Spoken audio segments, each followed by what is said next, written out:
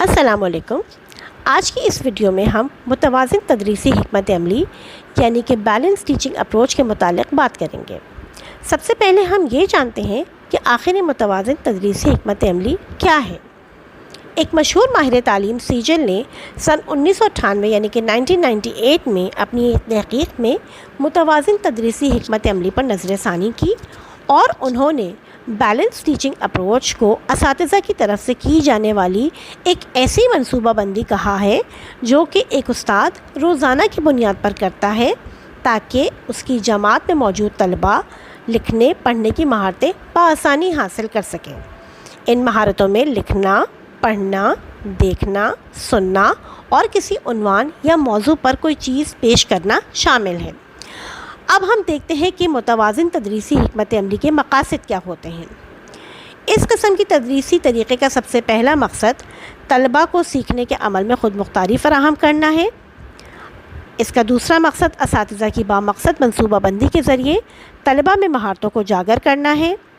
تیسرا مقصد مختلف اقسام کی جانچ کے ذریعے ہدایات کی پابندی کی مہارت سکھانا۔ اگلا مقصد طلباء کو لکھنے پڑھنے کی مہارتیں سکھانے کے لیے ایسی مشقیں دینا جو بیحد فائدہ مند ہوں۔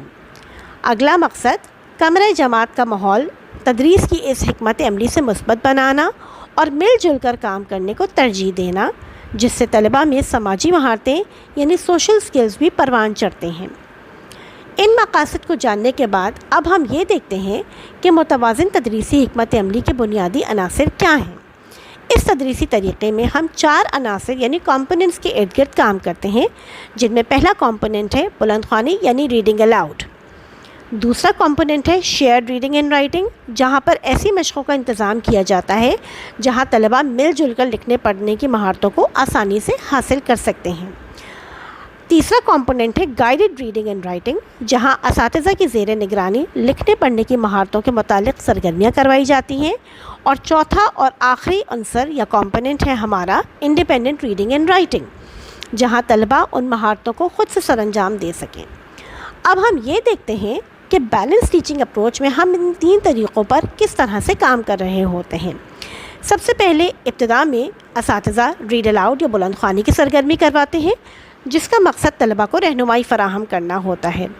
آہستہ آہستہ طلباء کو سیکھنے کے عمل میں خود مختاری فراہم کرتے ہیں جہاں پر وہ شیئرڈ ریڈنگ اینڈ رائٹنگ یا باہمی اشتراک سے لکھنے پڑھنے کی مہارتیں سیکھتے ہیں۔